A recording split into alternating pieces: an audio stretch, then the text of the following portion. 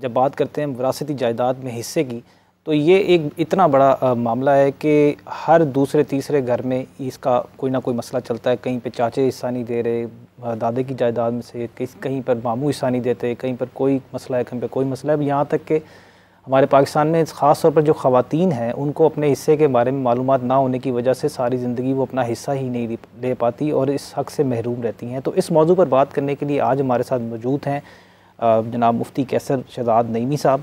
इसके अलावा हमारे साथ मौजूद हैं एडवोकेट हाई कोर्ट जनाब राय शहबाज भट्टी साहब, और हमारे साथ एडवोकेट ज़ुहैब रियाज सीमा साहब भी मौजूद हैं। तो बाकायदा प्रोग्राम का आगाज़ करते हैं। मुफ्ती साहब, सबसे पहले मैं आपसे पूछना चाहूँगा, ये बताइएगा कि इस्लाम में विरासती जायदाद के हवाले से क्या अहकामात हैं?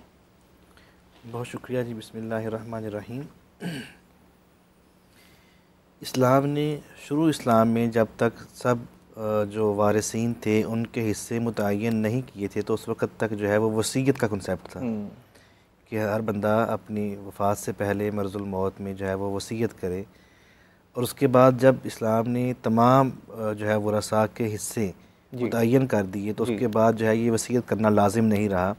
अलबत्ता आप कोई वसीयत करना चाहे तो कर सकता है, लेकिन वो उसकी वसीयत जो है वो 1/3 में जो है वो नाफिज होगी। वो सारी अपनी जायदाद की वसीयत करके अपने वरसा को महरूम जो है वो नहीं रख सकता। इसमें मना किया गया है।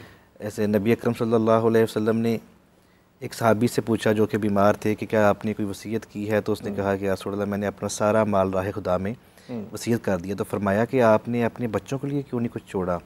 तो उन्होंने कहा कि हम अगनिया, वो ठीक ठाक मालदार हैं। तो फरमाया कि फिर भी आप जो है उनके लिए वसीयत करो। तो उसने पूछा या रसूल अल्लाह, मैं आधा उनके लिए कर दूँ? फरमाया नहीं, और करो। सही, ठीक है। तो फिर उसने एक बड़ा 3 जो है वो अर्ज़ की कि मैं इतना वसीयत कर दूं और बाकी अपने बच्चों को या उनके लिए छोड़ दूं। तो आपने फरमाया कि हाँ ये ठीक है। सही। तो ये जो है वसीयत की जो है मकसद है कि आपके जो वरसा हैं, एक रवायत इस तरह की आती है कि आपके जो वरसा हैं बजाय इसके कि वो लोगों से ज़रूरत के लिए वक्त मांगते फिरें, उससे बेहतर है कि आप अपनी जायदाद उनके लिए छोड़ के जाएँ। सही। लिहाजा और कुछ लोग हमारे यहाँ प्रॉब्लम जो जिसकी तरफ आपने शुरू में इशारा किया है कि वरसा को उनका हक़ नहीं मिलता। जी। पहली बात तो ये है कि इस्लाम कतन किसी का हक़ जो है वो बातिल तरीके से खाने से कुरान सख्ती से मना करता है कि ला ताकुलू मालकुम बैनकुम बिल बातिल। कुरान कहता है कि अपने दूसरे के माल जो है वो बातिल तरीके से ना खाया करो। तुदलू बिहाइल हुक्काम, फिर बाद में तुम्हें उसके लिए हुक्काम की तरफ जाके फ़ैसले जो है वो लेने पड़े। तो इसलिए ये जो किसी का हक़ खा जाना है विरासत में, ये बातिल तरीके से नाहक किसी का मार लेना है और उसका माल खाना है, जिसके लिए क़यामत के दिन जो है रोज़े जज़ा में आपको इसका जवाब देना पड़ेगा। जिसे मुबारका में आता है नबी अकरम सल्लल्लाहु अलैहि वसल्लम इरशाद फरमाते हैं कि जिस शख्स ने किसी वारिस का हक़ रोका, उसकी विरासत जो है उसको काट लिया, क़यामत के दिन अल्लाह ताला उसकी विरासत जो कि जन्नत है उसमें से हिस्सा काट लेगा। सही। और एक और रवायत में आता है कि मेरे सहाबा, तुम्हें पता है कि मनिल मुफलिस शख्स कौन है? तो अर्ज़ की या रसूल अल्लाह, आप बेहतर जानते हैं। लंबी हदीस है, उसे मैं शॉर्ट में बयान करूं तो ये है कि क़यामत के दिन एक शख्स आएगा, उसके पास उसकी नेकियां नामा माल में ढेर लगे होंगे, लेकिन जब हिसाब होगा तो एक शख्स आके दावा करेगा कि इसने मेरे साथ जुल्म किया था, ज़्यादती की थी, मेरा माल का हिस्सा खा लिया था। तो अल्लाह ताला फरिश्तों से फरमाएगा कि इसकी नेकियां उसको दे दो। अगर फिर भी उसके चीज़ें पूरी नहीं होंगी तो फिर कहा जाएगा कि उसके गुनाह इसके बदले में डाल दो। तो ऐसा वक्त आएगा कि उसे जो है वो उसकी सारी नेकियां, उसने जो लोगों का माल खाया होगा, लोगों से ज़्यादतियाँ की होंगी, उसके बदले में उन लोगों को दे दी जाएंगी जिनका उसने माल खाया होगा। और वो उसके बारे में फरमाया गया कि वो मुफलिस है कि उस वक्त उसके पास कुछ भी नहीं होगा सिवाय परेशानी के, पशेमानी के और अपनी सज़ा भुगतने की। बड़ी कमाल आपने बात कही। बेशक इस्लाम एक मुकम्मल ज़ाब्ता है आता है। इसी से पता चलता है कि अल्लाह ताला ने जिस तरह बेहतरीन तरीके से इस्लाम की बुनियाद में तमाम चीज़ें वाज़े करके बताई। बड़ी साहब, मैं आपसे पूछना चाहूँगा कि ये बताइएगा आवाम की आगाही के लिए कि पाकिस्तान के कानून के मुताबिक विरासत पे कौन कौन सी चीज़ें ऐसी हैं जिसमें बच्चों का या किसी का भी जो हक़ बनता है वो उसको दिया जाए? देखें सर, इसमें जो इमूवेबल प्रॉपर्टी है या मूवेबल प्रॉपर्टी है, 2 मेन कैटेगरीज जो हैं वो होती हैं। सही। एक जो मूवेबल कोई भी एसेट्स होते हैं जो ज़मीन के साथ जुड़े नहीं होते, और दूसरे वो एसेट्स होते हैं जो मूविंग शेप में होते हैं। यानी उसमें करेंसी होती है, गोल्ड होता है, गाड़ियाँ होती हैं, और कोई जो जायदाद जो है वो एक जगह से दूसरी जगह हम जिसे हमारे यहाँ मनकूला और गैर मनकूला कहा जाता है। और गैर मनकूला जायदाद।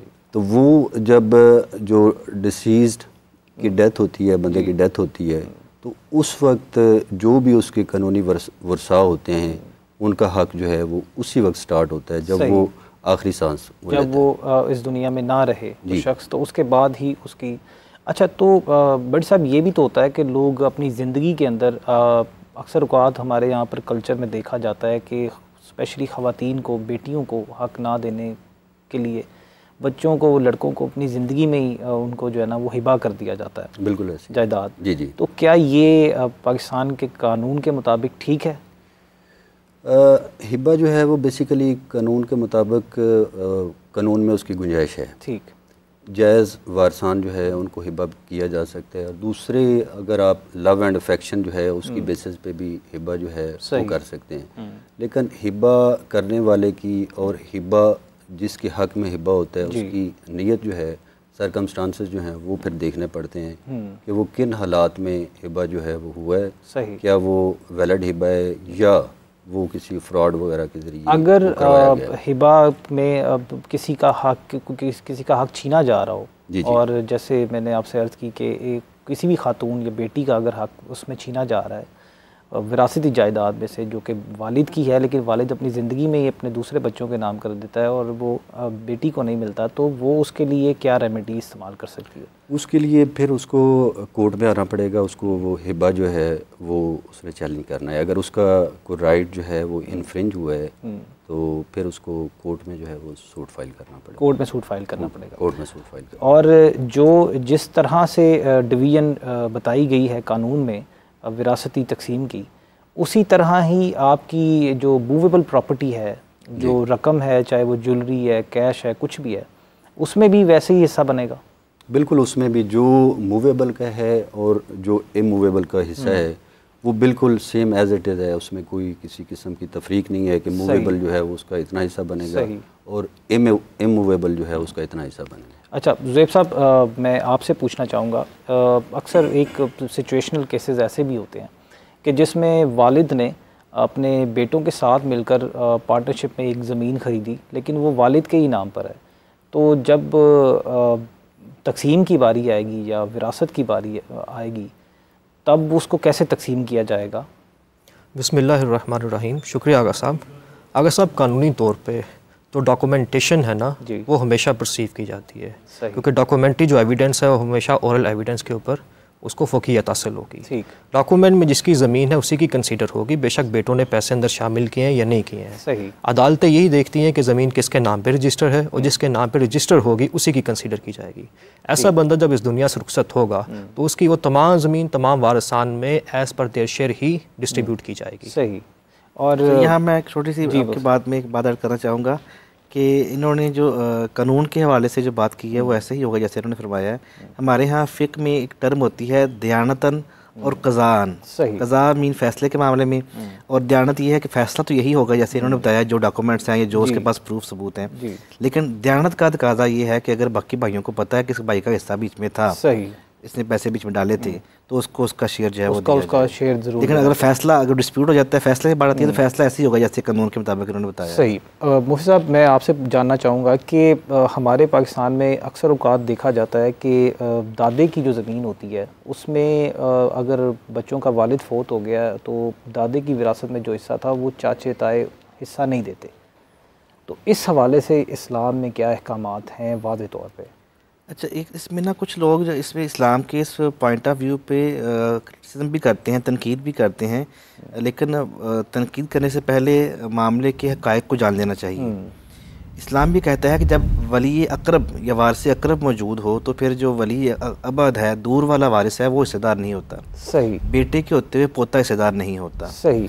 और जब स्पेशली जो है ना, जिस बंदा जो बेटा है वो वालिद की ज़िंदगी में फ़ौत हो गया, जब बेटा फ़ौत हुआ तो अभी तो वरासत हुई ही नहीं थी। सही। वरासत तो बढ़नी, जैसे हमारे भाईजान ने बात की कि उसके आखिरी सांस लेने के बाद जो उसके पास माल बचा वो उसकी जो है वो वरासत है।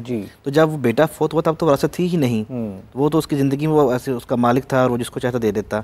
तो इसका जो एक हल है, मैंने इसी आपके साथ एक प्रोग्राम में पिछली दफ़ा बताया था कि इसका बेहतरीन हल ये है कि दादा अपनी ज़िंदगी में वसीयत कर जाए। सही। वसीयत का उसके पास ऑप्शन है, पोतों के लिए वसीयत कर जाए, ठीक है। और दूसरी बात ये कि बाकी जो चचा और ताया हैं शरण तो पोते का हिस्सा नहीं है दादे के वसत में जब चाचा ताया मौजूद हैं। चाचा और ताया मिलके सब हमदर्दी के लिहाज से उनके साथ जो है वो नेकी करने के लिए इसार के जज्बे के तहत और जो है वो ये सिला रहमी के तौर पे जो है उनको सब सारे मिलकर हिस्सा दिए। मतलब शरई तौर पर दादे की जो जायदाद है उसमें से पोते ताया मौजूद हो तो फिर पोते का हिस्सा ताया चाचे मौजूद हो तो फिर पोते का हिस्सा नहीं बनता है, चाहे उनका बाप इस दुनिया में ना रहा हो।